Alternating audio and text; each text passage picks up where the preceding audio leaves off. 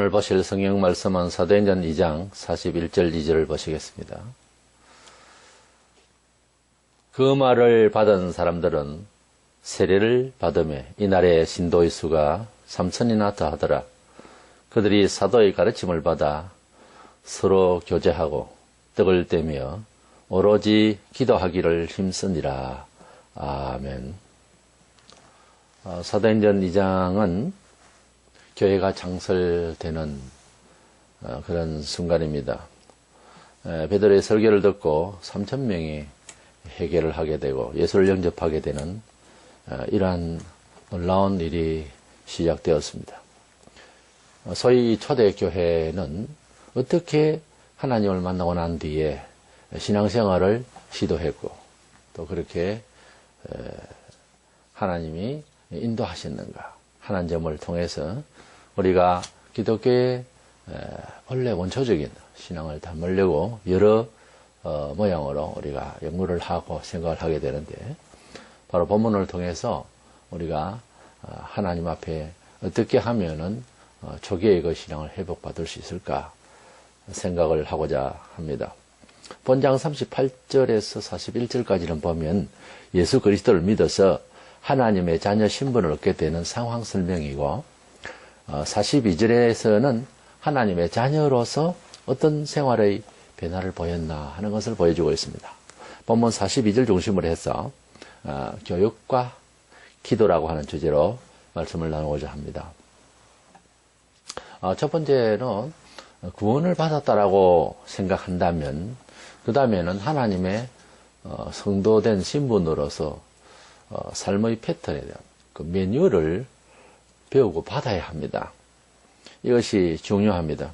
하나님의 백성이 되는 조건은 우선 짚고 넘어간다면은 구약에는 할례를 받아야 했습니다. 창세기 17장 10절에 할례를 받는 것은 하나님의 백성 되는 표징이었습니다. 그리고 신약에는 회개해서 예수를 믿는 것으로 하나님의 성도가 되는 것입니다. 본문 앞에 38절에 보면 너희가 회개하여 각각 예수 그리스도의 이름으로 세례를 받고 죄 사함을 받으라. 회개해서 예수 믿고 세례 받고 하나님 백성이 되는 것입니다. 우리가 믿으라고 하는 믿음을 강조할 때 70년대 후반에서 물질주의로 좀 교회가 변질되면서 믿으라는 그 믿음의 목적이 잘 살기 위해서 어떤 비전 감각에 대한 다른 표현이었는데 그 믿음이라고 하는 것을 온통 삶의 방식의 어떤 감정으로 몰입을 시키고 그래서 믿으라 같은 성경의 말씀이지만은 믿으라는 말씀을 따올 때에 어떤 목적으로 그렇게 믿으려고 하는지는 그 믿음의 성질을 갖추게 하는 것입니다. 그래서 물질적으로 문화적으로 뭐든지 할 수 있는 마음을 가지면 된다 믿으라 이렇게 가르친 것은 성경이 말하는 믿음이 아닙니다. 그래서 믿음이라고 하는 것은 마가복음 1장 15절에 보면 회개하고 복음을 믿으라 그랬어요. 그렇기 때문에 기독교의 참 믿음 또 믿음의 역사 또 하나님께서 믿으라고 하는 내용의 실체는 죄를 회개하고 또 불신적인 마음이 되어 있는 것을 바꾸고 그래서 하나님이 우리 사람을 지으시고 죄와 허물로 고장나 있는 우리 영혼을 어떻게 고치시려고 하는 예수 그리스도를 통한 다른 차원에서 교육을 하고 변화를 시키려고 하시는 하나님의 다른 계획이 있고 다른 메시지가 있어요. 그것을 믿으라고 그러는 것이지 대중 없이 하나님은 전능하시니까 이제는 뭐든지 믿으라 이렇게 하면은 그 중간에 어떤 내용으로 어떻게 매뉴얼을 따라서 믿어야 되는지를 빼먹고 그냥 믿으라고 하면은 여기에는 문제가 발생할 수밖에 없죠. 성경 누가복음 24장 47절에 보면 또 그의 이름으로 죄 사함을 받게 하는 예수 이름으로 죄 사함을 받게 하는 회개가 예루살렘에서 시작하여 모든 족속에게 전파될 것이 기록되었으니 성경 기록의 목적을 말씀하고 있습니다. 주님의 말씀입니다. 죄 사함을 받게 하기 위한 회개. 그러니까 회개는 죄 사함 받기 위한 거죠. 안 된다는 생각을 되게 하는 생각으로 바꾸는 것이 회개다. 이렇게 가르치는 사람도 있는데, 그럴 수도 있으나 그 회개라는 것이 죄와 상관을 해야 되는 것이고, 예수와 상관이 되는 것이고, 영생과 상관이 되는 것이고, 하나님이 직접 간섭해 주실 그러한 구원에 상관이 돼야 되지, 이것은 내 마음에 컨트롤이 된다는 이런 차원에서 회개를 이해시키면은 이것은 기독교의 목적에서 벗어나게 되고, 얼마든지 명분만 교인이지 딴 생각으로 믿는다라고 할 수 있다는 거죠. 조심스러운 겁니다. 저희 성경에서는 예루살렘에서 온 세계 만방에 퍼져야 할 이 복음, 이 말씀은 회개를 해서 죄사함을 받게 하기 위함이라고 그렇게 되어 있어요. 어쨌든 구약에도 하나님 백성 조건이 할례를 행하는 조건, 할례 행하는 것이 좀은 며칠 동안 아프고 그렇겠지만 그때 당시에 뭐 어슬적으로 하는 것이 아니고 그냥 돌짝을 가지고서 남성들에게 할례를 행하는데 그것도 난지 8일 만에, 그리고 미처 할례를 행사하지 못했으면 장성한 후에서도 이제 할례를 행해서 하는 백성으로 삼는데, 우선 일생에 한 번 행합니다. 어릴 때 한 번 하고 어른 때 한 번 하고 뭐 그런 것이 아니고 할례는 한 번만 행합니다. 그리고 신약에도 그와 같이 예수를 그리스도로 모시고 믿게 되는 이 중생의 어떤 신비적인 체험, 이것은 단회적이지 이번에 중생했다가 뭐 믿음이 또 많이 낙후됐다가 다시 또 중생했다 이런 것이 아닙니다. 그래서 중생은 한 번이고 마치 할례가 한 번이듯이 단회적이고 또 영원히 그 효력을 발생하게 되어 있습니다. 유다서 1장 3절에 성도에게 단번에 주신 믿음의 도라. 그래서 불교에도 그런 말이 있습니다만은 많은 수련 가운데에 깨우치느냐, 아니면은 깨우친 것을 가지고 수련하느냐, 이런 이제 인식 문제가 있는데요. 도를 깨우친다는 말, 그래서 약간 유교나 불교 사상의 의미가 뉘앙스가 있습니다만 기독교도 성경에 깨달으라는 말씀이 있습니다. 하나님의 말씀에 주님의 메시지에 대한 내용이 뭔지를, 본질적인 뜻을 깨달으라는 겁니다. 아무 깨닫지도 못하고 아멘 아멘 그러면 이것은 거의 맹종에 속한다고 봐야죠. 왜냐하면 깨달음이 없이 믿는다는 것은 사실은 무슨 주문을 외우는 것과 같고 좀 우상적인 것입니다. 그래서 주님의 말씀을 깨달으라. 내가 너희의 모든 말들에 대해서 깨달으라. 주님이 분명히 말씀하셨습니다. 이번에 6장 4절에 보면 한 번 빛을 받고 한 번 빛을 받고, 이게 뭔가 하면 다 신약의 말씀이 구약과 같이 할례를 한 번 행하듯이 주님을 주님으로 확신하는 것은 이렇게 주기적으로 몇 번 하는 것이 아니라 생애에 딱 한 번 한다는 거죠. 성도의 생활이 그때부터 제대로 시작되는 거죠.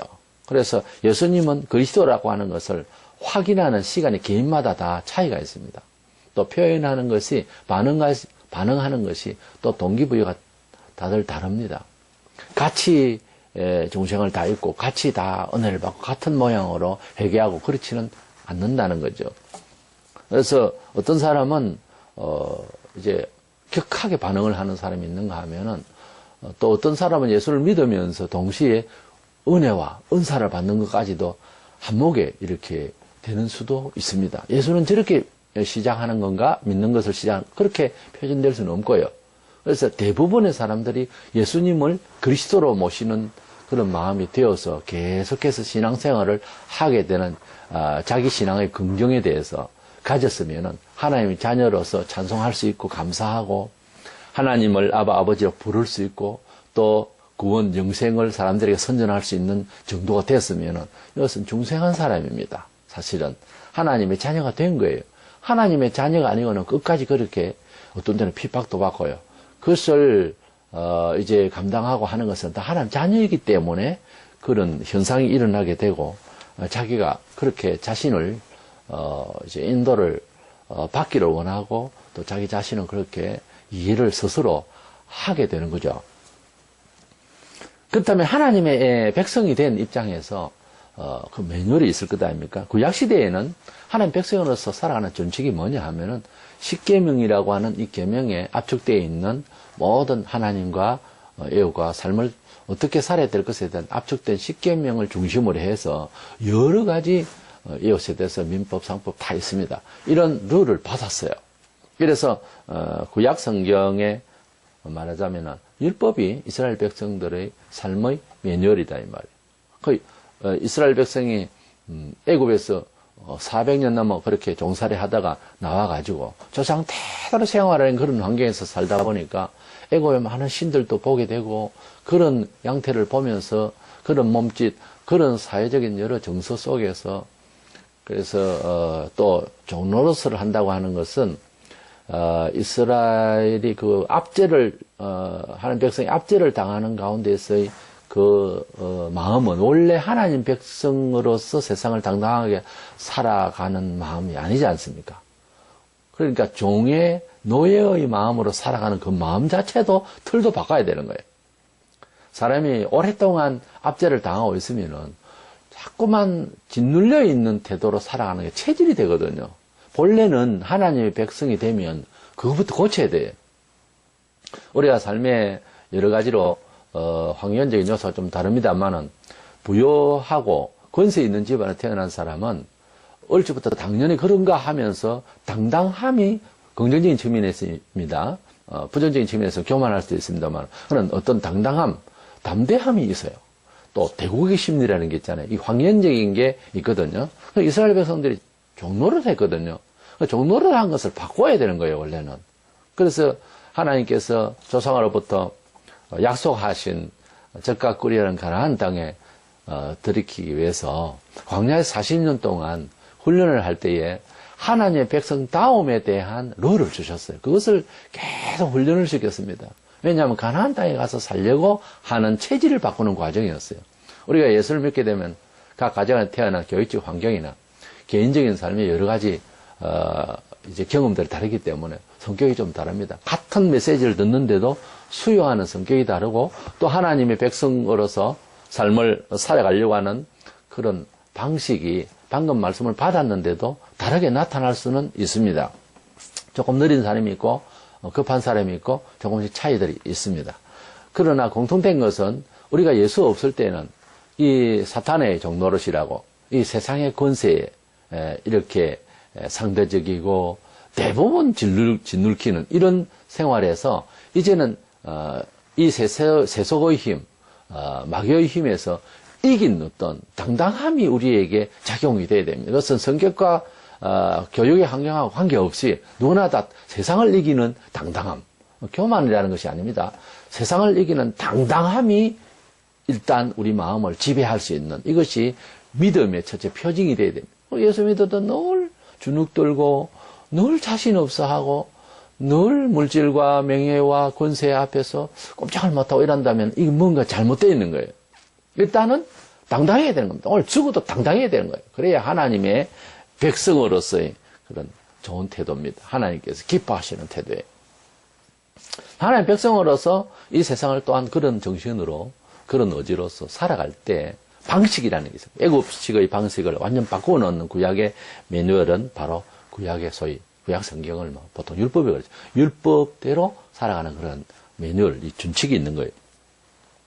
그럼 신약에는 뭐냐 하면 신약의 백성으로서 역시 하나님의 백성이 되는 것은 두 번, 세 번 바꾸는 것이 아니라 회개해서 예수를 믿는 것으로 그래서 의식적으로 말하면 세례식을 받아서 그래서 예수를 구주로 믿은 사람으로서 하나님의 백성이고 영생을 얻게 됐고 약속받았는데 이제 삶을 살아가는 매뉴얼이 또 우리에게도 있는 겁니다. 구약 백성이 아니고 모든 신약의 백성들은 성경을 보면 예수께서 이제 가르치셨죠. 마태복음 5장, 6장, 7장에 산 위에서 보배 같은 교훈을 하셨다 해서 산상보훈이라고 하는 이 말씀이 제일 먼저 나옵니다. 성도들은 이렇게 살아라는 거예요.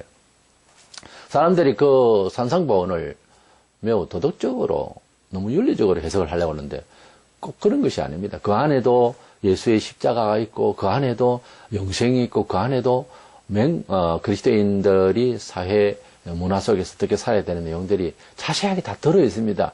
그 말씀 중심을 해서 사실 거의 주석하다시피 사도들의 서신서에 다 나오는 거예요. 그래서 구약에 십계명이 있다면은 신약에는 집약된 하나님 성도의 생활의 매뉴얼이요 산상보훈이 있습니다. 사실은 그리고 그 말씀과 또 사복음서 여러 3년 동안 가르치시는 가운데서 군데군데 우리 성도들이 어떻게 살아야 될 것에 대한 내용들을 구체적으로 교훈하신 내용들이 있죠. 그것 다 사상보원에 거의 다 들어있습니다만, 그리고 또 한 가지는 사도들을 통해서 보충 설명이 되어지는 것도 있고 또 구체적으로 매뉴얼을 주죠.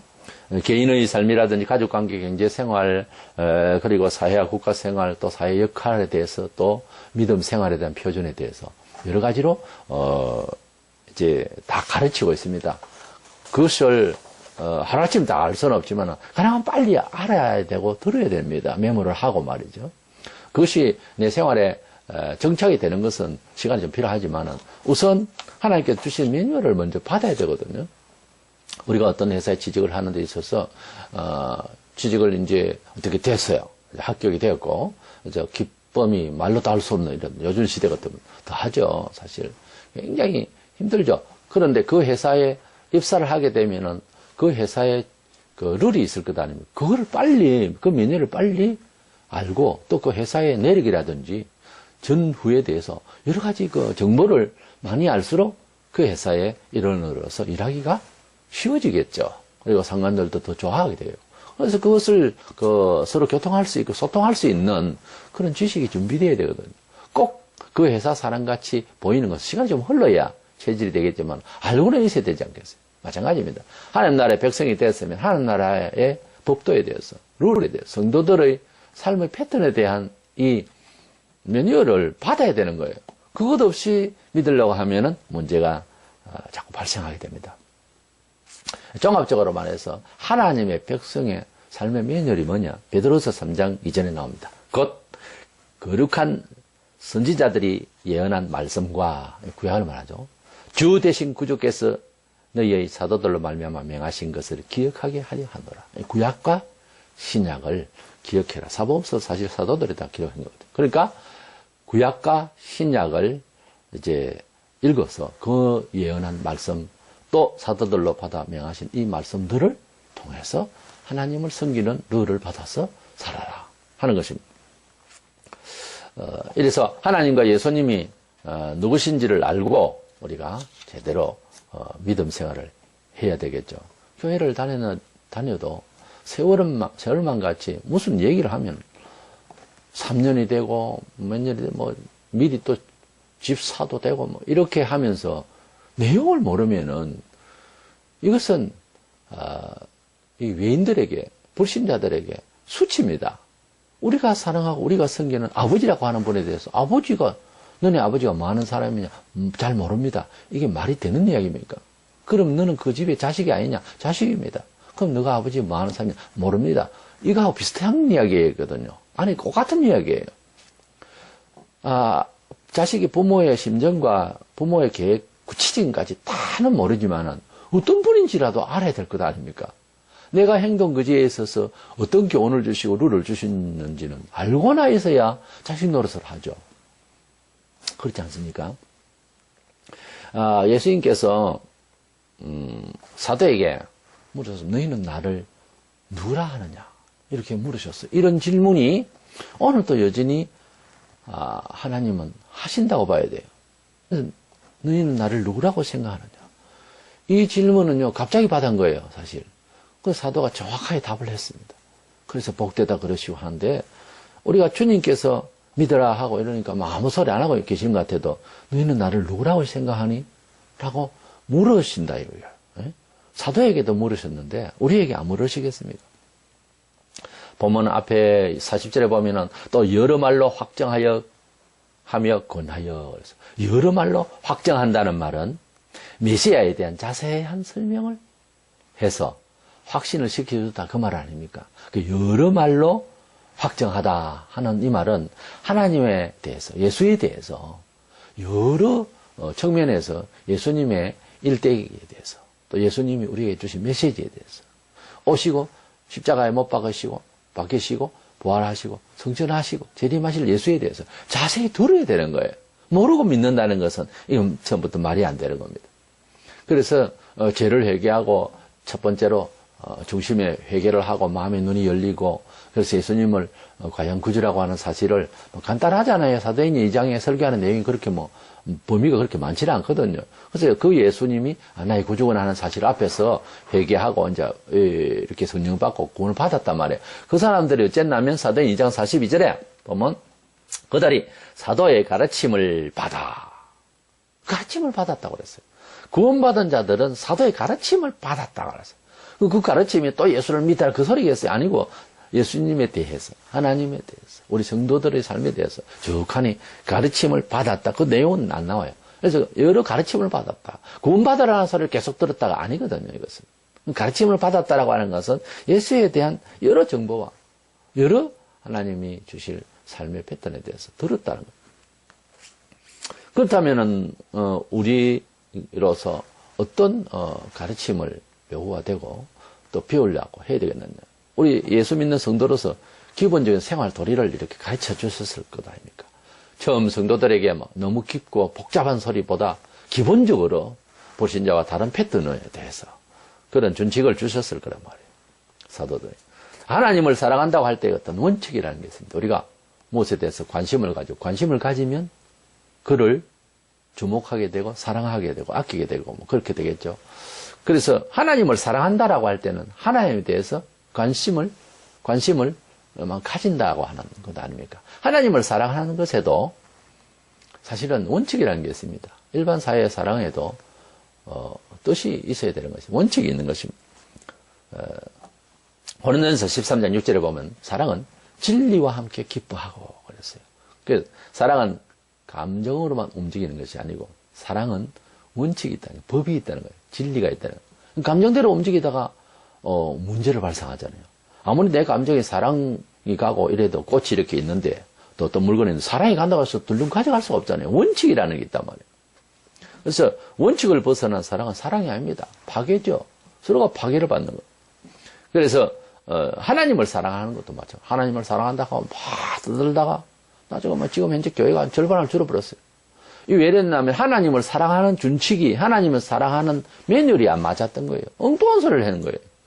개인적으로도 마찬가지입니다. 예수 믿는다고 한참 하다가 아무런 관정할 어떤 열매도 없고 이렇게 돼버리면은 이제 헷갈리게 되는 거죠. 목사님이 가르치는 대로 안 된다.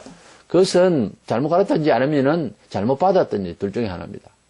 그래서 룰이 안 맞게 그렇게 믿는다고 했기 때문에 하나님을 사랑한다고 해도 하나님은 꿈쩍 안 했습니다. 그동안에. 왜?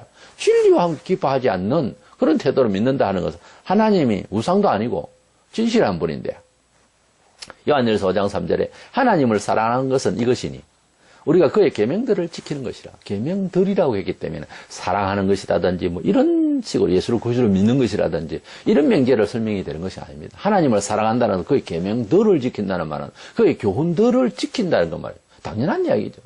우리가 상대를 인간관계에서도 수평적인 관계에도 여러 가지 미비한 인간이지만 그래도 사람마다 사랑한다고 할 때 그 사람의 말을 들어주는 거예요. 우리가 수직적 관계에서는 이 계시적인 관계에서 더한 거죠. 신이 말을 하는데 안 듣는다. 관심 없다. 이건 말이 안 되는 거죠. 그래서 하나님을 사랑하는 것은 그의 계명들을 지키는 것이다라고 할 때 그의 계명들은 바로 하나님의 교훈들입니다. 성도로서 먼저 그러면 교회 생활을 이제 해야 되는데 우리 하나님 백성이 된다면 사회에서 어떤 사람이 되어야 될 것인가에 대해서 너무 이렇게 이제 봉사 생활을 하든지 이웃을 섬김 이런 이야기를 너무 많이 강조하는데 사실은 우리가 물론 도덕적 생활과 봉사 생활이 우리 교회에 이제 빗댄 생활이 되는 것은 사실이에요. 그러나 먼저는 하나님을 바로 경외해야 되는 거예요. 하나님이 세상에서 어떻게 잘하는 것을 보고 점수를 주겠다는 것은 그건 차선 문제예요. 그건 구원 문제하고 직결되지도 않습니다. 하나님을 믿는 사람은 하나님의 백성다움을 먼저 지켜야 된다는 거예요. 그것이 중요하고 그것을 교회가 사실은 가르쳐야 된다고 봅니다. 흔히 이제 하는 말은 5가지가 되는데요. 기본적 생활 패턴입니다. 좀 예배 생활이 충실해야 되는 거예요. 본장 46절에 보면은 날마다 마음을 같이해 성전에 모이기를 힘쓰고 날마다 마음을 같이해서 날마다 성전에 모이다. 이런 말은 결국 교회당 출입을 매일 하더라는 거예요. 요즘 현대생활 하는 사람들은 말도 안 되는 소리 같을 거예요. 그런데 제가 예수 믿던 70년대 초중반만 해도 매일같이 예배당은 일단 한번 찍고 집으로 돌아가더라도, 퇴근을 하더라도 그러던 시절을 알고 있어요. 매일 아버지 집을, 매일 내 영혼을 바쳐진 집을, 매일 내게 영생 주신 주님의 집을 한 번은 들어갔다가 나오는 그런, 보통 정서가 그랬었어요. 근데 지금은 주일에 한 번 삐끔 보이고, 그 다음에 일주일에 내내 안 보입니다. 이게 무슨 변명을 하더라도 안 맞는 이야기예요. 초대교회로 돌아가자며요. 초대교회 신자들은 매일 마음을 같이해서 성전을 출입했다. 매일 찾아가니까 주일 수수 안 될 수가 없지. 왜냐하면 예배가 있는, 공예배가 있는 날에는, 뭐 주일날은 오전에 한 번, 오후에 한 번, 어떤 경우에는 하루 종일 예배당에 있다가 가는 수도 있습니다. 이것이 정상인 거예요. 주일 성수는 예배 생활의 기본이자 필수적인 거죠. 그래서 예배 생활을 충실히 하지 않으면, 즉 예배 생활이 풍성한 것이 주일이지 않습니까? 주일에 예배 생활이 풍성하지 않고 정확하지 않으면은 다른 거는 볼 필요도 없습니다. 주일 예배 생활을 충실히 일단은 하고 그 다음 이야기예요. 예. 그리고 감사 생활이 불신자가 하지 않는 생활인데, 감사 생활에서 기본이 뭐예요? 11조 생활입니다. 그리고 범사에 감사하는 생활인데, 이 감사 생활 한다는 말은 무슨 말이에요? 교회가 요구하니까, 직분을 받았으니까 한다. 이렇게 말하는 사람도 있어요. 그게 아니고 하나님을 내가 만났다, 구원을 받았다는 말은 만물을 지으신 하나님을 인정한다는 말이에요. 만물을 지으신 하나님이 이 사회 역사와 나의 역사를 주관하고 계신다는 것을 믿는 것을 말하는 거예요. 사도신경, 신경을 고백할 전능한 천지를 만드신 하나님 내가 믿사오며라고 고백을 합니다. 그러니까 하나님을 내가 믿는다라고 하는 것은 하나님이 이 세상을 지으신 분으로 믿는 거예요. 동시에 이 세상의 주인 되심을 믿는 거예요. 그리고 구체적으로 나의 삶을 하나님이 인도하신다는 것을 믿기에, 그래서 살아온 과정에 범사가 감사하다는 그런 뜻에서 감사표를 하는 거예요. 종교적 무슨 제도가 아닙니다. 그 때문에 우리가 하나님을 감사한다고 하는 것은 하나님의 존재와 하나님의 역사성과 하나님이 나와 함께 하심을 고백하는 거예요. 그런 뜻에서 생각을 해보세요. 11조를 낼까 안 낼까 그런 식으로 우리가 고민을 할 내용인지. 이래서 감사 생활은 종교 생활에서의 한 부분이다. 이렇게 생각하면 따로 떼서 생각할 것이 아니고 하나님이 나의 생활 자체에 대해서 지구를 지으신 하나님, 만물을 지으신 하나님의 역사 가운데서 내가 살고 있다. 그분의 역사 안에 내가 들어있다. 이런 생각을 가지고 그래서 역사관의 개념이 바뀐 사람들의 신앙 고백적인 표현이에요. 감사를 한다는 것은. 그 다음에 전도생활, 봉사생활, 기도생활 등의 이 생활들은 불신자들이 하는 것이 아니고 하나님의 백성다움의 생활의 기본적 사양이에요. 이것은 다른 말로 하면 신령한 생활입니다. 뭐 감사하고 헌금 내는 무슨 신령하냐? 신령한 겁니다. 이것은 하나님께서 주신 새로운 처세예요. 또 사회가 인정하지 아니하고 금방 이해가 안 되는 인격이에요. 하나님의 백성의 인격이에요. 기도 생활도 신령한 인격이었을 거예요. 그 하나님이 주신 하나님 백성다움의 인격을 키워나가고 굳어나가고 풍성해가면 사회가 본을 받습니다. 이상합니다. 이것은 철학을 뛰어넘고 예술성을 뛰어넘는 다른 인격이고 그런 정서인데 이것은 사람으로 하여금 영광스럽게 해버려요. 그래서 이 기본적 예배와 감사와 전도와 봉사와 기도 생활의 이러한 패턴이 생활에 풍성하고 굳어져야 됩니다. 이런 신령한 생활부터 먼저 했을 때 비로소 우리가 사회문화생활에서도 강력하게 하나님 백성다움의 생활을 해나갈 수가 있는 힘이 생긴다는 거예요. 너희는 먼저 그의 나라와 그 일을 구하라. 그래 되고 나면은 사회생활에 대해서 승리의 길을 모색해 주시고 기회를 주시고 넉넉한 마음으로 승리할 수 있도록 이렇게 하나님께서 힘을 주신다는 거예요. 배후에서 힘을 주신다는 거예요. 이래서 우리가 하나님의 백성다움이 무엇인지를 매뉴얼을 일단 들어야 되고 또 뜻을 모르면 배워야 됩니다. 평신도든 누구든 하나님의 자녀가 됐으면 그 다음부터는 하나님의 자녀다움의 생활에 대한 매뉴얼을 배워야 되는 거예요. 구약의 백성들은 선지자가 말하고 이제 뭐 제사장이 말하고 그리고 끝난 줄 압니까? 안 그렇습니다. 유대인들은 어릴 적부터 계속 구약 성경이 나와요. 어릴 적부터 계속 배움을 가졌어.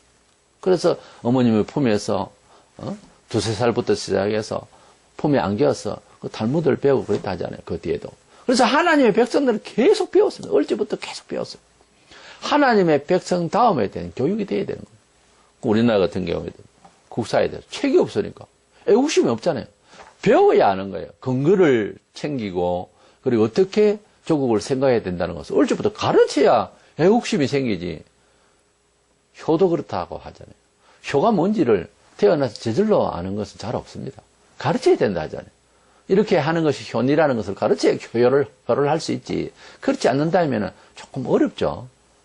여러 가지 학문이, 여러 가지 세상의 교육이 효를 해야 되는 게 지당함에 대한 다른 이런 정보들도 주고 있지만 직접적으로 효가 뭐다는 것을 가르쳐야 되는 거예요. 그리고 그것을 늦든 일찍든 가르쳐야 되는데 좀 일찍부터 가르치는 것이 옳겠죠. 몸에 배워야 되는 거예요. 삶의 매뉴얼을 받아야 된다 그 말이에요. 그럼 두 번째로 하나님 백성으로서 그런 매뉴얼을 많이 읽고 듣고 계속 되어져야 되는데 우리가 성경 진리대로 살아야 되는 것에 대한 당연성을 그렇게 당위성을 알게 되었지만은 그렇게 안 사라지거든요. 늘 그대로 안 사라지고 힘이 부딪히고 이렇게 되는 이유가 뭐며 또 어떻게 하면 되겠느냐. 이유는 체질이 그렇지 않아서 그런 거지 하나님께서 이해하십니다. 그런데 문제는 이해하시게끔 하면서 노력을 하지 않는 것은 그것은 복이 되는 건 아니거든요. 그 차이점을 분명히 알아야 돼요. 이해는 하지만은 육신이 약해서 기도를 해라 했더니 육신이 허락하지 않아서 또 게을러지고 시험에 든다. 주님의 이해가 있다. 그러나 시험에 들고 네 마음대로 해라 육신이 약한 그렇게 된 것은 없는데 그걸 또 갖다 붙여가지고 우리가 그렇게 말을 하고 있어요. 그러면 안 됩니다. 어쨌든 10번 쓰러져도 또 11번째로 일어나려고 하는 마음이 성경적인 거예요. 계속 도전해야 되는 거예요. 성경진리대로 사는 방법은 뭐냐? 사실은 여러 인문적인 이야기가 있지만 기도밖에 없어요. 성경에 기도를 해서 살도록 하지 다른 거는 안 됩니다. 사도들이 예수님과 3년을 침식을 같이 한 것은 그리고 많은 말씀을 매일 들었고 교정받고 듣고 교육을 3년을 넘어 받았어요. 그 시간과 체험을 보면 지금 보통 목사 코스가 7년인데 대학 4년, 대학원 3년. 그런데 이 교양과 신학을 해서 4년, 3년을 해서 7년을 한 것은 제자들이 3년 한 것에 비하면 약합니다, 사실. 지금 우리가 지금 학문적으로 공부하고 있고 교육받는 건 10년보다 더 한 거예요. 그렇게 배웠는데도 제자의 역할을 잘 안 되는 거예요, 그게.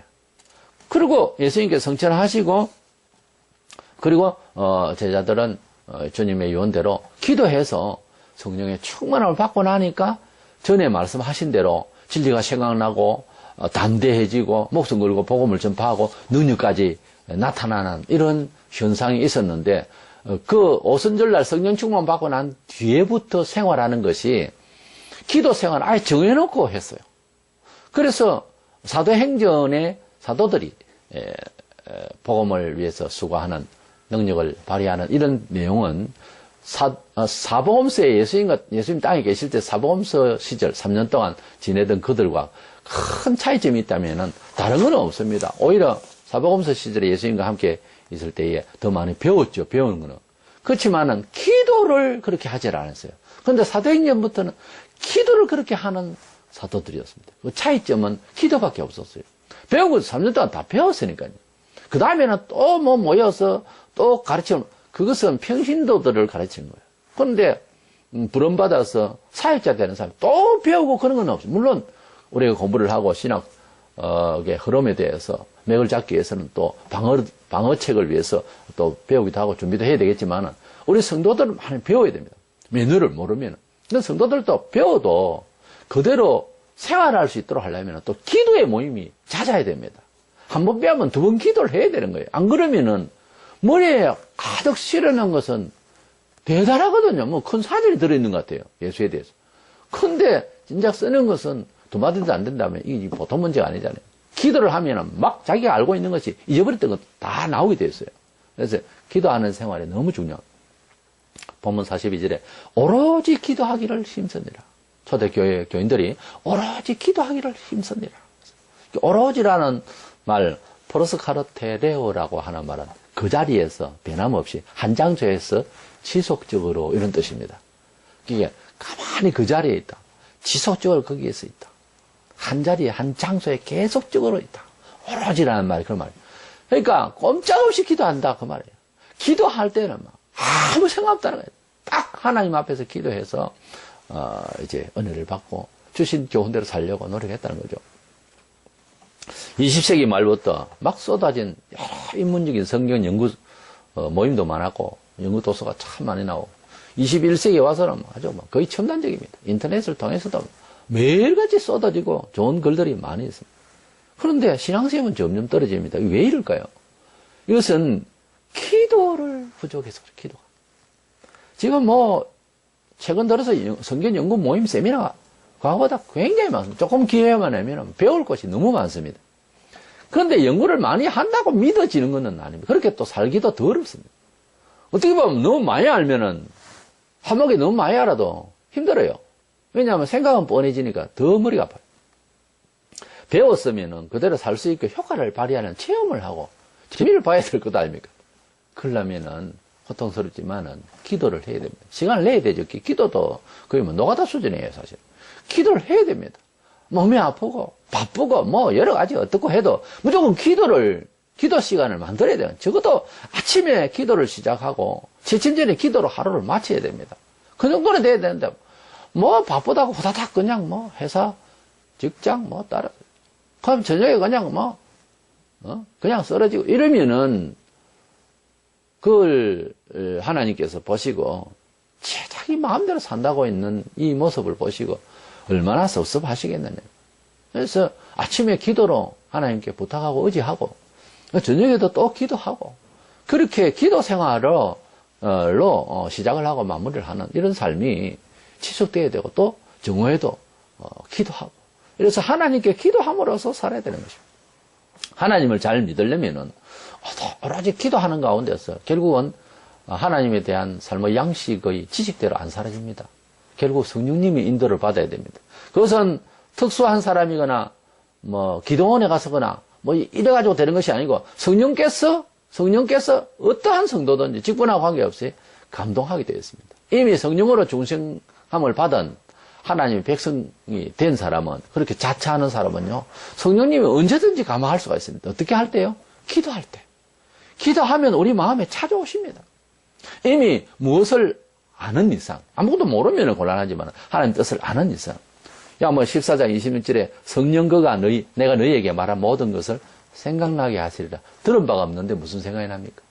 안 배웠는데 예수 믿은 지 5년이 되고 집사가 됐다는 사람이 구약 성경 사무엘이 뭐하는 사람인지도 모른다 할 정도 같으면 아브라함이 누군지도 모르고 그 요나에 대해서도 모르고 가령 사케오가 누군지도 모르고 신약 이런다면은 무슨 생각을 하죠? 성령을 부어주셨다 가령 안수를 받고 막 난리를 쳐서 근데 아무 생각이 없습니다. 아무 생각이 있던 낮아지고 있던 신비에 도취하고 생각이 나야 될 것 아닙니까? 생각이 무엇을 봤네, 무엇을 비치었네, 무슨 소리가 들렸네. 물론 다 좋아요. 그런데 닭 울음소리가 그냥 새벽마다 울겠지만은 닭이 울 때에 제일 충격받는 사람 누굽니까?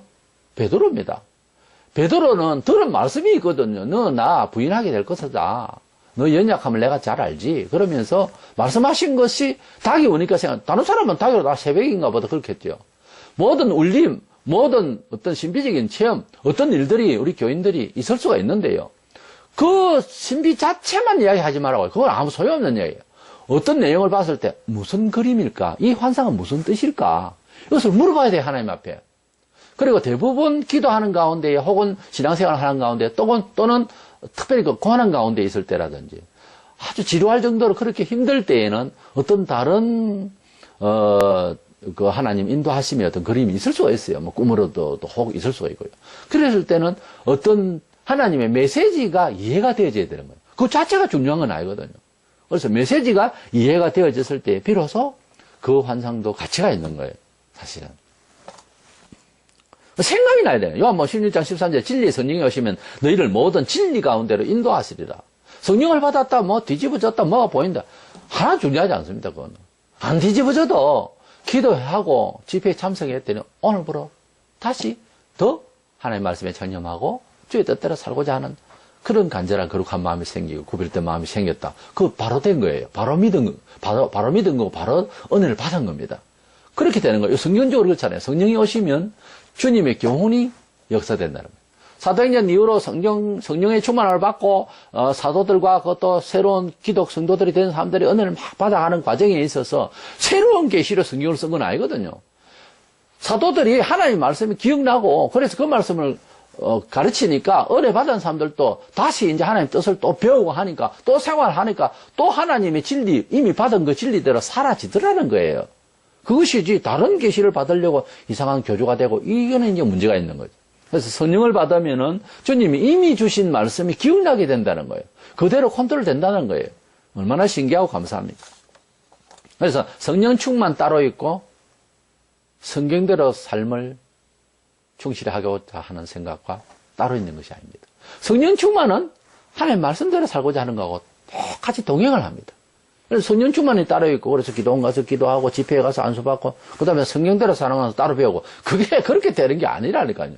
하나님의 말씀을 듣고 난 뒤에 그 말씀대로 살기 위해서 성령 충만하게 되는 그런 순서지 성경도 모르고 예수에 대해서도 모르고 오늘 교회에 왔는데 신을 받아가지고 계시를 받았다. 이 말도 안 되는 이야기입니다. 제자들이 성령 충만 받기 전에 3년이라는 세월 동안 지금 우리가 배우려고 하면 20년을 넘어 아마 배워야 될 겁니다. 그런 교육을 받았어요. 그래서 하나님의 말씀을 받고 성령 충만을 받아요. 그래서 예수를 믿는다는 말은 회개하고 복음을 믿는다는 거. 회개를 한다는 말은 내가 죄인이라는 말 아닙니까? 이 죄는 세상에서는 죄인이 아니라 하지만은 하나님이 보실 때는 죄인이라 그 말이죠. 그러니까 구약이 있고 신약이 온다 아닙니까? 신약은 예수죠. 속죄죠. 구원이죠. 구약은 율법이죠. 그러니까 율법 앞에 내가 죄인인 줄 알아야 예수를 받아들이는 거예요. 그래서 구약이 먼저 나온 거예요.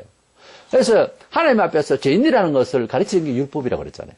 그렇게 율법 앞에 서서 내가 죄인임을 알고 회개하고 그래서 대책이 없으니까 예수님이 날 위하여 돌아가시다는 것을 믿는 게 신약이에요. 순서가 그렇게 되거든요. 그러고 난 뒤에 성령 충만은 나중에 나오는 거예요. 성부께서 제정하시고 성자께서 이루시고 성령께서 적용하시는 거예요.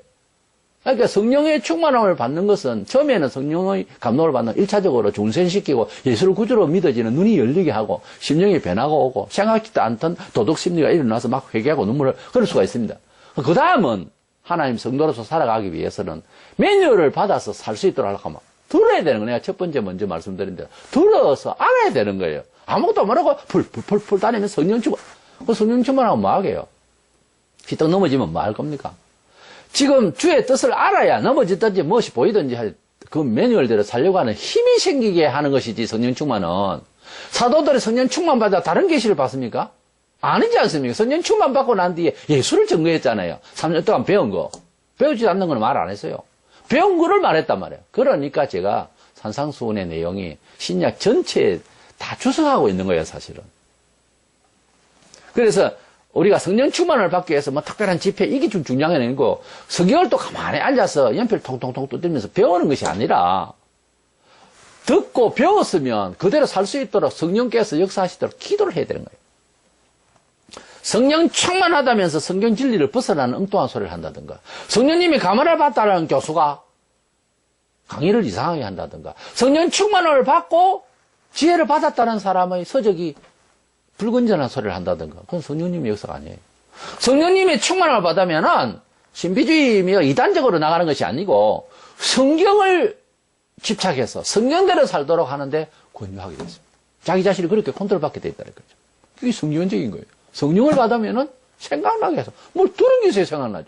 하나님 말씀대로 살게 된다. 마태복음 26장 41절 시험에 들지 않게 깨어 기도하라. 시험 들 수 있다는 말이죠, 사람이. 어떤 사람이 성경을 알아도.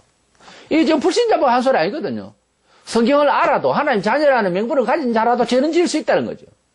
어려움이 얼마든지 나타날 수 있고 실수할 수 있고 의도적으로도 죄를 짓는 거거든요. 그래서 이런 시험 저런 시험을 받지 않기 위해서 깨어서 기도하라. 공부만 해라. 아닙니다. 깨어서 기도하라. 빌립보 4장 6절 아무것도 염려하지 말고 다만 모든 일이 기도와 간구로 너희 구할 것을 감사함으로 하나님께 아뢰라. 기도하지 아니하고는 하나님의 자녀로서 또 아는 것을 실행할 수가 없어요. 절대로 안 됩니다. 말세의 특징 중에서 기도가 분명히 사라질 것이라고, 기도 시간이 부족할 것이라고 주님이 비유로 누가복음 18장에 말씀하셨어요. 그러면서 그 뒤에 누가복음 18장 8절에 인자가 올 때 예수께서 재림하실 때쯤에 세상에서 믿음을 보겠느냐. 그 믿음하고 기도하고 연결해서 하시는 거예요. 그러니까 기도는 믿음하고 비례합니다. 믿으니까 기도를 하죠. 안 믿어지니까 믿음 상실해버리니까 기도할 내용이 상실되는 거예요. 그건 아니다. 그건 왜 아니라 말입니다. 기도를 하는 것은 믿는다는 말이에요. 그렇잖아요. 하나님 찾는 것. 하나님 안 찾는다는 것은 내 안에 산다는 것 아닙니까? 자동적으로 성도로서 사라집니까? 기도하고 영을 받아서, 그래서 그 영적인 인도를 받아서 살아가는 것이 성도인데, 기도를 하지 않는다, 안 믿는다는 말이에요. 인자가 올 때에 믿음을 보겠느냐? 이 다른 말로는 앞에 본문을 보면 1절에서부터 보면 기도를 말해요. 기도하는 것을 내가 보겠느냐 그 말이에요. 믿음이 떨어지면 자연히 기도 시간이 줄어들고요. 회개하고 돌이키고 새로운 각오를 가지면 반드시 기도를 많이 하게 되어 있습니다. 한국교회의 문제점에 대해서 여러 가지로 어떻게 하면 되살릴 수 있고 새롭게 개혁할 수 있을까 많은 사람들이 연구를 하고 고민을 합니다. 그런데 성경을 잘못 배워서도 문제가 있어요. 그것은 교정을 해야죠. 그런데 한국교회의 문제점이 뭘까? 저도 한 목사로서 한국교회를 걱정하면서 생각해보면 기도 생활이 부족해요. 과거에는 기도 생활을 참 많이 해요. 기도 생활은 어떻게 현실적으로 나타나냐면 예배에 충실합니다. 원래. 기도 생활을 많이 한다? 믿음 생활을 많이 한다는 말은 교회당을 찾아와요. 주일날 어제는 깜빡고 오후에는 사람도 없어요. 이게 기도를 하지 않는다. 불신한다 그 말이에요. 그럼 오전 예배 설교에 뭘 들었습니까? 가르치는 게 문제가 있었겠지. 성경은 어지간히 아는데 바쁘다는 핑계로 기도를 하지 않으니까 성경을 알아도 늘 방황을 하는 거예요. 소위 가난한 교인들이 성경을 모르고 그래서 몰라서 예수를 믿는 생활을 놓치고 교회당을 안 나가는가 천만에요. 교회에 안 나가는 교인을 가난한 교인, 거꾸로 말해서 가난한 교인, 안 나가는 교인. 안 나가 교회 안 나가는 이 교인, 가난한 교인이라는 이 사람들이 예수를 모르느냐? 어떻게 보면 더 많이 알아요. 더 많이 알고 그것을 가지고서 사람의 본성이 보면 비판하기를 좋아하거든요. 그래서 이 교회는 틀렸고 저 목사는 틀렸고 그래서 어쩌겠다는 건데요. 불평을 그렇게 하지만은 가만히 자세히 들여다보면 기도 생활이 전무합니다. 사람이 불평을 할 일은 세상에 많습니다. 원래 불평스러운 세상이에요. 그런데 하나님을 믿고 적어도 내 자신이 하나님 앞에 예배하는 공동체 생활을 일단 해야 되는데, 교회가 이상한 교회도 많이 있지만은, 그러나 하나님 앞에 예배를 드려야 되는데 그 예배를 드리려고 하는 마음을 가지려면 내가 기도 생활이 돼야 되는 거예요. 사실은 예배는 곧 기도입니다. 기도 없이는 무슨 예배를 할 수 있습니까? 예배를 드리려고 하는 사람마저도 그 시간에 기도하는 마음으로 가지 않으면 예배가 정상적으로 되는 게 아니에요. 그 예배를 바로 하려면은 기도를 하는 마음으로 가는 거예요, 원래. 그래서 산기도를 이제 간다.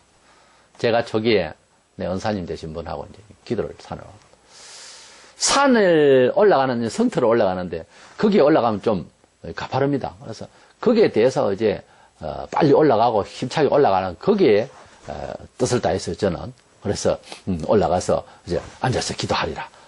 구부려서 기도하리라. 그런 생각만 하고 올라갔는데, 원사님은 하신 말씀이, 강 선생, 기도는 이제 올라가면서도 기도하는 겁니다. 기도하는 마음으로 올라갑시다. 평생 잊지 못합니다, 그 말을. 몸으로 보여주신 분이었거든요. 그래서, 그렇다는 생각이 돼요. 우리가 예배를 갈 때 예배하는 마음으로 교회당을 찾아가는 거예요. 예배당에 가서 문 열고 들어가서 딱 앉아서 예배드리는 그것이 아니고 주일을 온통 하는 일생이 예배하는 마음으로 사는 거예요. 그래서 예배하는 마음으로 주의 전에 가고, 예배하는 마음으로 기도의 장소로 가고, 예배하는 마음으로 봉사하고, 예배하는 마음으로 말하고, 예배하는 마음으로 결정하고, 예배하는 마음으로 축복하고, 예배하는 마음으로 소원 갖고, 그렇게 사는 것이 하나님이 완전히 같이 하시는 축복의 정서인 것입니다. 처술인 것입니다. 말씀이 육신이 되신 분이 예수라고 알고는 있습니다. 그 예수도 기도를 했는데, 말씀이 우리는 배운다 아닙니까? 하나하나. 근데 말씀 자체의 신, 말씀이 육신이 되신 그분도 우리는 여러 가지 배우려고 하는데, 그분 말씀 자체도 기도를 했는데 우리는 뭐요? 그렇지 않아요. 예수님께서 인성을 가지셨기 때문에 첫 아담은 실패했지만 온갖 충성심을 다 바르기 위해서 기도해서 자기 몸을, 육체를 순종에 통곡하면서 다 했어요. 그 말씀이 육신 되신 분조차도 기도로서 이루어가려고 그렇게 애를 썼는데, 우리는 뭐냐 말이에요.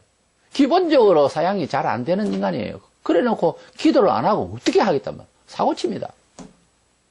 한국교회 왜 사고 안 하고 기도를 안 해서 그래요.